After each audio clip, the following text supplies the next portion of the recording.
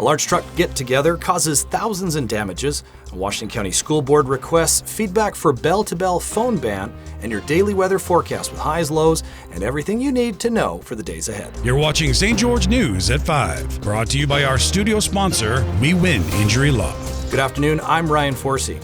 Law enforcement responded to multiple reckless driving incidents over the weekend as hundreds gathered to watch dozens of pickup trucks do burnouts and stunts in Washington City and St. George.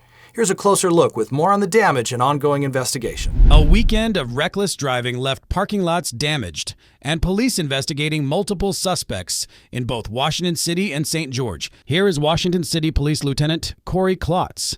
They decided to get together and, show their vehicles off, which is great, the money that they put into them. But at one point, they just started to do burnouts in the parking lot there in front of Best Buy and in and out. And so the patrons that were there were on both sides of the little alleyway in front of Best Buy, and we had the trucks going in between the large crowds of people. At one point, they would slide sideways through the crowd, through the road, and be pointed towards the crowd, and luckily they didn't shoot off into the crowd. But there was probably 30-40 vehicles that were doing this. Police say the activity caused over $18,000 in damage, tearing up speed bumps and newly resurfaced asphalt.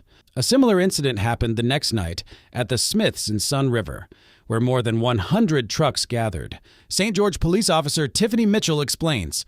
They created a pretty dangerous situation for those that were in the area at that time, and a lot of concern for people living in that part of the city. We impounded some vehicles, we made some arrests, wrote some citations. So overall, no one was hurt, luckily, but there was a really strong potential for that to happen. It took time to shut down the gathering, and police have since identified 6 suspects, including juveniles. At least 2 have been charged with felony property damage, reckless driving, and reckless endangerment. Both cases remain under investigation, with officers now tracking possible out-of-state suspects as well. The Washington County School District is asking parents to weigh in on a proposed cell phone policy that would limit student device use during school hours. Here's Nick Fiala for more on how the board plans to move forward and why they're seeking public feedback. The Washington County Board of Education is asking for parents' feedback on a policy draft concerning personal use of student cell phones and other electronic devices. Board President David Sterling invited Elementary Education Executive Director Steve Gregoire to speak to the board about this at the board's most recent meeting. Senate Bill 178, which was new legislation that was passed this year and will go into effect in July, that has asked us to eliminate cell phones, personal devices during classroom hours. And they've defined classroom hours as structured teacher-supervised instructional time during regular operating hours. I would recommend to those in the audience, and certainly all parents, that they look at this. It's actually pretty significant. So we need to hopefully get some feedback on this as we look at it. At a previous meeting, District Superintendent Richard Holmes described meetings with the bill's sponsor, Senator Lincoln Fillmore. And he met with us, the superintendents last summer, and says, I'm writing this to be as strict as possible. So if you want to follow suit, you can. If you want to make it a little less, it gives you the freedom and flexibility to do so. Board member Heidi Gunn, who has 2 kids in Snow Canyon Middle School, described the school's experience with a very strict cell phone policy. And there was a little kickback at the beginning of the school year from parents, mostly parents, and from students. But now here we are in end of March, and it is working really well. Really well.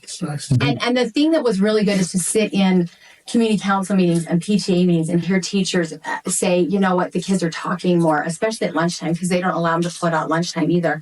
And the kids are engaging with one another. They talk to each other. They just have had less problems. School engagement in classrooms is increased just with the students engaging with the teachers. It has been a really good thing. The policy draft can be viewed on the district's website. Local parents have 30 days from Monday, April 14th to provide feedback on it. Thanks, Nick. Washington County leaders officially recognized April 19th as Patriots Day in honor of the Revolutionary War's beginning and America's upcoming 250th birthday. For more on how local students, teachers, and legislators helped bring this historic day to the spotlight, here's Maury Kessler.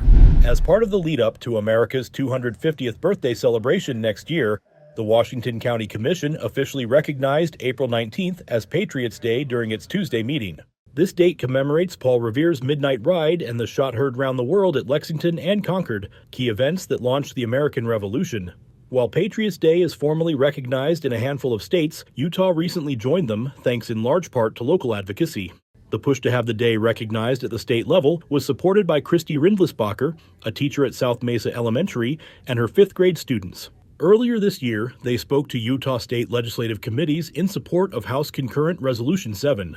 So I teach 5th grade, and I had them today, as we talked about bills and how bills were passed, write their words as to why Patriots Day would be important to them. So these are words from my students, not my words. So I'm just going to read a couple real quick. One student wrote, "History doesn't stay behind us. It helps us understand the way things are today.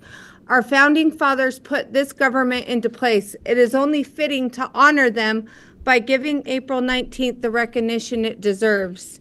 State Representative Walt Brooks, who sponsored the resolution, emphasized the importance of recognizing April 19th as a way to honor the values of selfless service and patriotism. The state resolution unanimously passed the legislature earlier this year. Likewise, the county resolution received full support from the Washington County Commission. In addition to recognizing Patriots Day, the county is hosting 2 related events at the Washington County Fair: the America 250 Freedom Pageant on April 17th to 18th, and the Founders Festival from April 17th to 19th. Thanks, Maury. Let's take a look at your daily weather forecast, brought to you by Casablanca Resort and Casino. In St. George, it's currently 70 degrees under mostly cloudy skies. Tonight, expect a low of 47 with a chance of scattered showers. Tomorrow brings cooler temperatures with a high near 59 and a low around 42. Over in Mesquite, temperatures are currently 74, and tonight's low will be around 50. Tomorrow, expect a high near 64 and a low around 45. In Cedar City, it's currently 52 with mostly cloudy conditions. Tonight's temperatures will drop to a chilly 28 degrees with a chance of snow showers. Tomorrow, expect a cold day with a high near 41 and a low around 24. Utah Tech fans can catch a glimpse of the Trailblazers' future this Saturday as the team wraps up spring camp with a free scrimmage at Greater Zion Stadium. For more, here's Aaron Crane with your local sports update.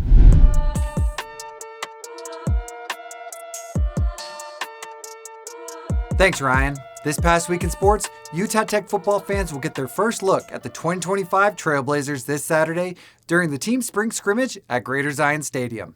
Kickoff is set for 2:50 p.m. and admission is free. Head coach Lance Anderson enters his 2nd year, and while last season ended up with a 1-11 record, hopes are high thanks to a strong local presence. Third-team players hail from Region 9 high schools, including former Dixie quarterbacks Reggie Graff and Bronson Barbin. On defense, freshman standout Rick Mue returns, leading the team in sacks last season. Saturday wraps up spring camp before the Trailblazers open their season August 30th at home against UC Davis. Now back to you, Ryan. Thanks, Aaron.